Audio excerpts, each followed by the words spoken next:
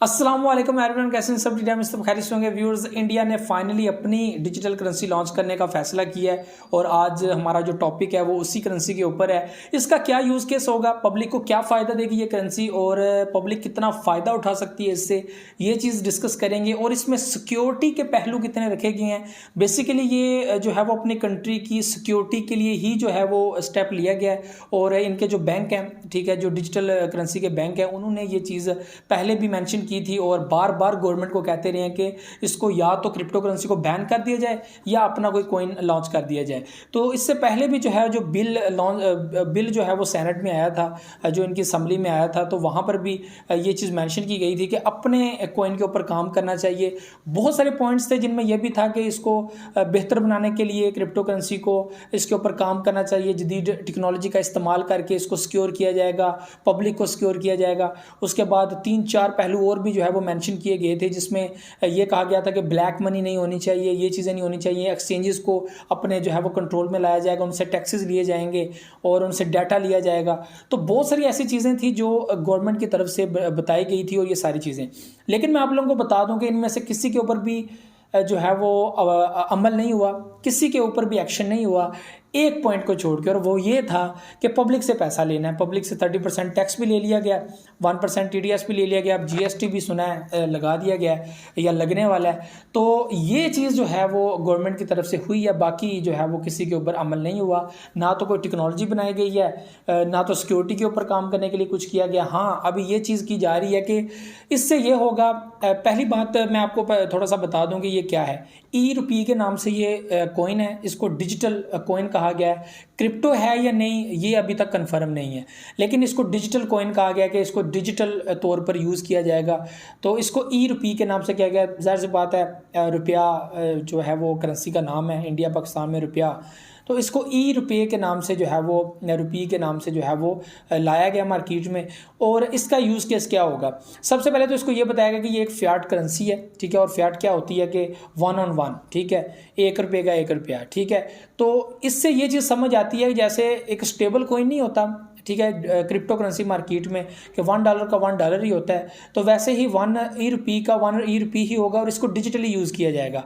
बाकी मज़ीद क्या डॉक्यूमेंट्स के अंदर आता है, आगे मज़ीद क्या चीज़ें वो लाते हैं, मेरे सामने अभी तक ऐसी कोई चीज़ नहीं आई। अगर आती है तो मैं ज़रूर अपडेट करूँगा कि क्या इसका मज़ीद यूज़ केस हो सकता है। लेकिन जो चीज़ें मैंने पढ़ी हैं वो यही है कि ये फ़ियाट करेंसी के तौर पर है और इसको 1 on 1 यानी कि 1 रुपया लो 1 रुपया दो, ये हिसाब है। और इसको ये भी हो सकता है कि दूसरी करेंसीज़ को बाय करने के लिए जो है वो यूज़ किया जाए, जिसमें आपका डाटा भी सारा सामने हो।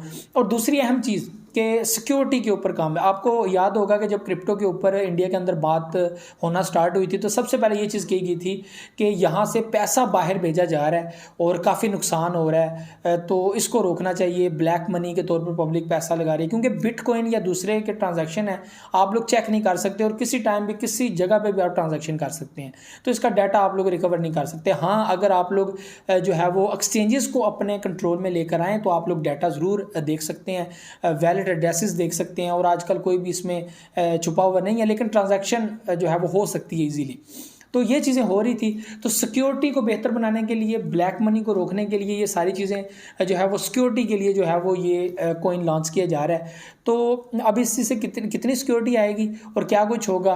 तो ये 2 चीज़ें थी जो हुई हैं। एक तो टैक्स लगा पब्लिक के ऊपर और दूसरा आप करेंसी लॉन्च करने जा रहे हैं। और यहाँ पर ये चीज़ भी अब वाज़ह की जा रही है कि क्या क्रिप्टो को बैन कर दिया जाएगा और सिर्फ अपनी करेंसी को अलाउ किया जाएगा कि आप इसके अंदर ट्रेड करें, इसको जो है वो आप लोग डिजिटली आगे पीछे जो है वो सेल कर सकते हैं, बाय कर सकते हैं, ठीक है, ये अपने पास रख सकते हैं डिजिटली, या इसको यूज़ किया जा सकता है किसी भी पेयर के अंदर बिटकॉइन या दूसरे जो है वो बाय करने के लिए। इसके अलावा ये भी ऑप्शन सामने आया कि जो अच्छी अच्छी करेंसीज हैं लाइक बिटकॉइन, अथीरियम, ठीक है, जो अच्छी अच्छी प्रोजेक्ट्स हैं, इनको जो है वो यहाँ पर लाया जाएगा और लाने के बाद जो है वो आप उसी के अंदर जो है वो ले सकते हैं, पार्टिसिपेट कर सकते हैं, उन्हीं को होल्ड कर सकते हैं, बाय कर सकते हैं, बाकी किसी के अंदर नहीं कर सकते। उसके बाद आपका डाटा सिक्योर होगा, आपके डाटा का जो है वो सारा सिस्टम जो है वो गवर्नमेंट के पास होगा, उनको पता होगा कि आप कितनी ट्रांजैक्शन कर रहे हैं, कितनी नहीं कर रहे, और आपसे बाकायदा तौर पर टैक्स लिया जाएगा। तो अभी मैं अगर आप लोगों को सारा बताऊँ ना कि ये कोइन कैसा है, तो ये तो कोइन जब आएगा मार्केट में तभी पता चलेगा। लेकिन मुझे जहाँ तक समझ आई है कि इंडियन गवर्नमेंट बिल्कुल भी इंटरेस्ट नहीं रखती कि किसी बड़ी कंट्री की अडॉप्शन के बगैर हम लोग जो है वो स्टेप ले लें और हमें नुकसान हो जाए। बेसिकली होता क्या है कि जब मुकम्मल तौर पर हो जाएगा ना, ऐड कर दिया जाएगा क्रिप्टो को कंट्री के अंदर, तो यहाँ से ख़तरा ये हो जाता है, एक गवर्नमेंट को डर ये होता है कि पैसा यहाँ से बाहर ना चला जाए, और डॉलर्स की शक्ल में ज़ाहिर सी बात है जाता है, तो एक सिक्योरिटी होती है। अभी इसमें कितना, मुझे नहीं लगता कि ज़ाहिर सी बात है पैसा जाता है तो आता भी है, तो ये चीज़ नहीं है। तो इसके ऊपर टेक्नोलॉजी को लेकर आपने काम करना था, वो आपने किया नहीं। आपने पैसा बचाने के लिए, लोगों को सिक्योर करने के लिए टेक्नोलॉजी को यूज़ करना था। आपने मीटिंग्स की क्रिप्टो करेंसी एक्सपर्ट्स के साथ, आपने क्या उसमें सीखा, क्या आपने समझा उन लोगों से।